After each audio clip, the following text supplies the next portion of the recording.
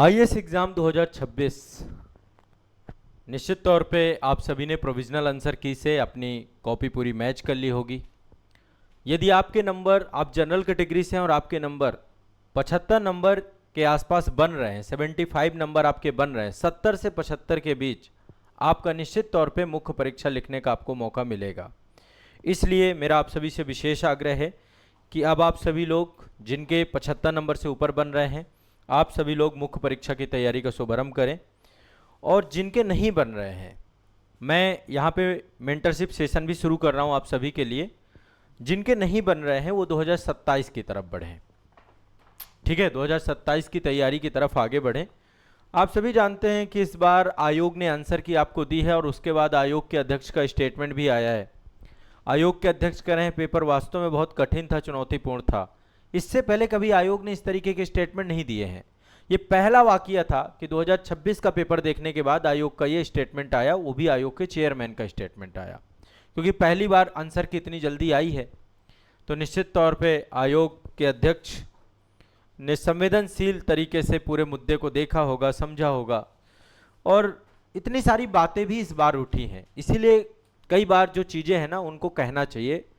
और मैं तो चाहता हूं कि यूपीएससी अब अमूलचूल परिवर्तन करे। जो पेपर बना रही है, इन पेपर को बच्चों के ना हितों की तरफ ले जाए, बच्चों के हितों पर जाकर के पेपर बनने चाहिए।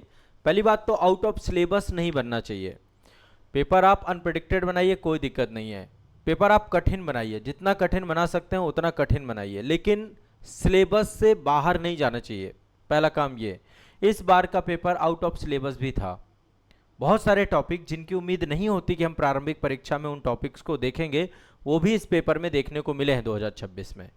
तो आगामी 2027 का पेपर और पूर्ण संभावना, देखो जब 2023 में पैटर्न चेंज हुआ था, एलिमिनेशन टेक्निक पूरी तरीके से खत्म हो गई थी, उसके बाद यदि आप देखें तो पेपर 2024 और 2025 में उसके अपेक्षा आसान आया था। 2027-28 में आने वाले समय पे उम्मीद यही है। आयोग अचानक से मतलब 1-2 साल के पैटर्न के बीच में जो है चेंजेस करता है। अब अगले साल इतना सरप्राइजिंग नहीं होगा, लेकिन फिर भी आयोग को समझना होगा कि छात्र हैं, हर बच्चे के लिए एक एक अटेम्प्ट बहुत इंपॉर्टेंट है, किसी का लास्ट अटेम्प्ट भी हो सकता है।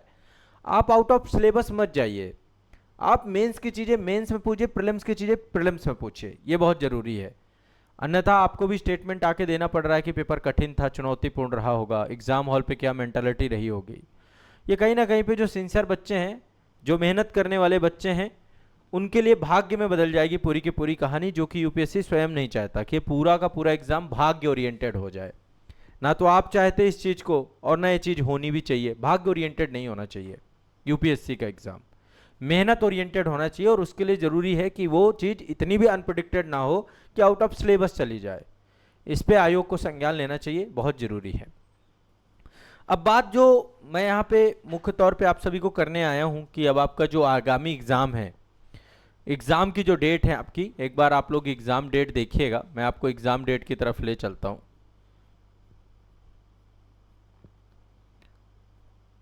हाँ, देखिए ये 2027 वालों की एग्ज़ाम डेट है, जो 2027 का प्रीलिम्स देंगे। 2027 की एग्ज़ाम डेट जो आई हुई है बहुत स्पष्ट है, बहुत क्लियर है। यहाँ पर देखिए, ये सिविल सर्विसेज प्रीलिम्स एग्ज़ाम की डेट है 23 मई को, अगले साल एग्ज़ाम है। यानी अब आपको अभी से लगना पड़ेगा और व्यवस्थित तरीके से लगना पड़ेगा, नए पैटर्न को ध्यान में रख करके लगना पड़ेगा। आप ये नहीं सोच सकते कि आयोग अगले साल कुछ ऐसा करेगा या नहीं करेगा। जो भी करेगा उसके लिए प्रिपेयर होना पड़ेगा।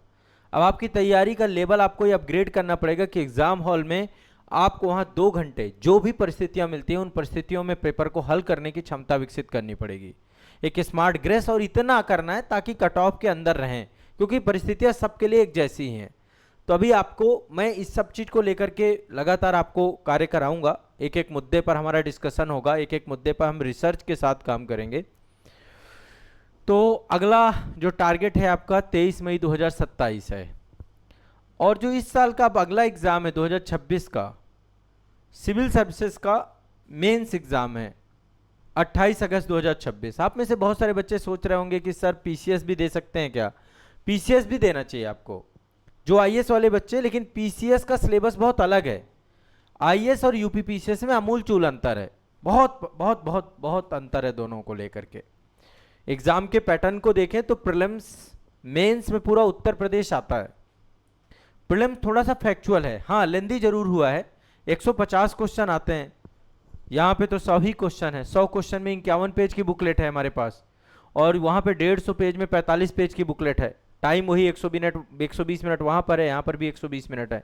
तो वहाँ पे कई सारे one liner question, factual data, PYQ based content, ये सारी चीज़ें ज़्यादा पूछी जाती हैं। मैं यूपीएससी वाले बच्चों को कहना चाहूँगा, यदि आप यूपी पीसीएस का एग्ज़ाम देते हैं तो आप सभी के लिए एक ये मैग्रा हिल पब्लिकेशन की बुक है, मेरे द्वारा ही लिखी गई है। ये किताब आपके लिए बहुत कारगर साबित होगी क्योंकि ये कंप्लीट पीवाईक्यू बुक है। हिंदी में माध्यम में भी ये बुक अवेलेबल है आपकी, और ये किताब आपको बहुत साइंटिफिक रिसर्च के साथ लिखी गई है। इस तरीके से कोई पीवाईक्यू बुक नहीं लिखी गई है, तो आप ये वाली किताब ले सकते हैं।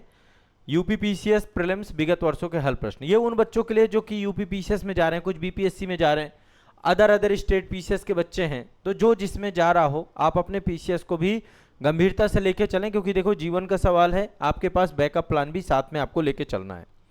ये तो मैं एक जनरल डिस्कशन कर रहा हूँ आप लोगों से। बाकी देखो जो आपका जो अगला मेंस है आपका, देखो मेंस के पेपर पे भी आज हम बात करने वाले हैं, मेंस आंसर राइटिंग पे भी डिटेल में बात करने वाले हैं। और आपका जो मेंस है वो है अब नेक्स्ट 21 अगस्त को मेंस है। यहाँ पर देखिए सिविल सर्विसेज मेंस एग्जाम 21 अगस्त 2026, लगभग 5 दिन आपका पेपर चलेगा।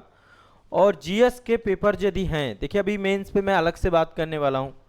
ये जीएस का निबंध का पेपर है, ठीक है, ये जीएस पेपर 1 है, 2025 के पेपर हैं आपके ये भी 2025 का जीएस पेपर 2 है, जीएस पेपर 3 है, जीएस पेपर 4 है, और 2 वैकल्पिक विषय और 2 कंपलसरी पेपर भी होते हैं, एक हिंदी का एक इंग्लिश का। तो अब यूपीएससी के लिए आप लोगों को थोड़ा सा मेहनत करनी पड़ेगी। मेंस वालों के लिए मैं मेंस मेंटरशिप प्रोग्राम लेके चल रहा हूँ, और जो अब हमारा प्रशासक बैच है जो कि फाउंडेशन बैच है, वहाँ पर आपकी तैयारी को व्यवस्थित करने के लिए कंटिन्यूअस प्रीलिम्स मेंटरशिप आपका रहेगा, और बहुत सारा कंटेंट आपका जो अभी आयोग का इस समय पैटर्न चेंज हुआ है उस बेस पर मैं पूरा कंटेंट अब आपको अवेलेबल कराऊंगा। चैनल आपका आज़ाद आईएएस एकेडमी का रहेगा, और एप्लीकेशन है हमारा आज़ाद एकेडमी लर्निंग ऐप, जहाँ पर आपका प्रशासक बैच है, वहाँ पर चीज़ें आपको मिलेंगी। अब एक एक करके जितनी भी बातें मैं आपको बताऊं, जितने भी सेशन लूं, बस आपको स्टेप बाय स्टेप उन सभी को फॉलो करते हुए चलना है और उनको समझते हुए चलना है। मेरा बस आपसे इतना ही आग्रह है, ठीक है। और हमें बहुत साइंटिफिक अप्रोच पे जाके मेहनत करनी पड़ेगी, एग्ज़ाम को इतना हल्के में लेके नहीं चलना है। इसलिए आपको जो है अब कमर कस के ये डेट जो आपकी हैं, एक तो जिनका हो रहा है इस बार वो अगस्त की तैयारी में लग जाए, लिखना चालू कर दे, इसके लिए मेंटरशिप स्टार्ट हो रहा है।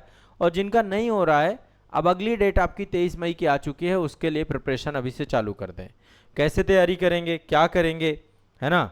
सबसे बड़ी चीज़, सबसे इंपॉर्टेंट चीज़ होती है सिलेबस। आपको सिलेबस को पूरा कंप्लीट करना है, और सिलेबस के साथ साथ अभी जो प्रीवियस ईयर क्वेश्चन पेपर है उनको समझ करके आयोग के पैटर्न को समझना है। जब तक आयोग के लेवल पे तैयारी नहीं होगी, आप में से बहुत सारे बच्चे इस परीक्षा को इसलिए और कठिन मान बैठे क्योंकि बहुत सारे लोगों को एग्जैक्ट आयोग का पैटर्न नहीं पता है। यदि एग्जैक्ट आयोग का पैटर्न आप समझ लें कि किस तरीके के क्वेश्चन पूछे जाते हैं, उसी तरीके से अपने आप को शुरुआत से प्रिपेयर करें, तो यूपीएससी आपके लिए बहुत कठिन परीक्षा नहीं रह जाएगी।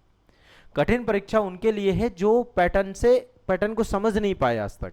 यदि पैटर्न को समझ लें तो ये कठिन परीक्षा नहीं है, और कठिन परीक्षा के तौर पे मैं चाहता हूं कि आप इसको ना देखें तो ज़्यादा अच्छा रहेगा, ठीक है। तो ये कुछ बात मेरी आप सभी से है जो कि इस बार एग्ज़ाम देंगे, अगले साल एग्ज़ाम देंगे। अब हम नए पैटर्न पर अपने आप को शिफ्ट कर रहे हैं, नए पैटर्न के आधार पर हमारी पूरी प्रिपरेशन होगी, नए पैटर्न के आधार पर ही हम सोचेंगे। आयोग तथ्यात्मक के साथ साथ विश्लेषण और चैलेंजिंग टॉपिक डाल रहा है। एक एक क्वेश्चन में इतने फैक्ट हैं, इतनी चीज़ें हैं, सबको समझना, सबको पढ़ना, एक स्मार्ट गेस करना, इन सब का अभ्यास और इन सब की प्रैक्टिस आपको कंटेंट के साथ साथ करनी पड़ेगी। अपना रीडिंग पावर बढ़ाना पड़ेगा। पेपर जो लेंदी आ रहा है उसमें आपका रीडिंग कैपेसिटी, रीडिंग स्किल पे भी वर्क करना पड़ेगा, ठीक है। रीडिंग बहुत ज़रूरी है, ठीक है। पढ़ें कैसे, एक सेशन में इस पे भी लूँगा कि आपको पढ़ना कैसे, रीडिंग कैसे करनी है, ठीक है। और एनसीईआरटी वगैरह की रीडिंग करिए आप। रीडिंग में हमें मेमोराइज नहीं करना, याद नहीं करना, बस हमें फास्ट पढ़ने की आदत डेवलप करनी है, वो ज़रूरी होनी चाहिए। जब तक वो नहीं लाएंगे आदत ही नहीं बनेगी। अभी आदत हमारी क्या है, पढ़े रुक गए, पढ़े रुक गए, पढ़े रुक के समझने लग गए, पढ़े रुक के समझने लग गए। उसी को रिवर्स कर दीजिए। अब आपको एक नई हैबिट डेवलप करनी है, पढ़ें कैसे, स्पीड में पढ़ना है। मेरा एक वीडियो भी इस पे पड़ा हुआ है, पढ़ें कैसे का, ठीक है ना। तो इस पे अभी अलग से एक दो वीडियो और मैं बनाऊंगा, पढ़ें कैसे पे हमारे एक दो वीडियो बनेंगे, ताकि आपकी दिमाग में स्पष्टता हो सके। और मैं इनफैक्ट इसमें ज़्यादा टाइम नहीं लगाऊंगा, मैं लिख भी लेता हूं कि पढ़ना कैसे है, पढ़ने का सबसे स्मार्ट तरीका क्या होना चाहिए हमारा, और रीडिंग कैसे करना है। ठीक है, रीडिंग करने का जो सबसे स्मार्ट तरीका होना चाहिए वो मैं आपको सिखाने वाला हूं। इस पे एक अलग से वीडियो दूंगा मैं आप सभी को, ठीक है।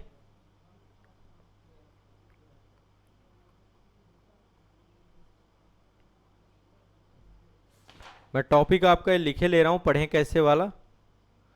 और ये टॉपिक हमारा जब नेक्स्ट सेशन होगा उसमें मैं डिटेल से आने वाले, मतलब एक वीडियो सेशन के माध्यम से आपको बता दूंगा, आपको समझा दूंगा।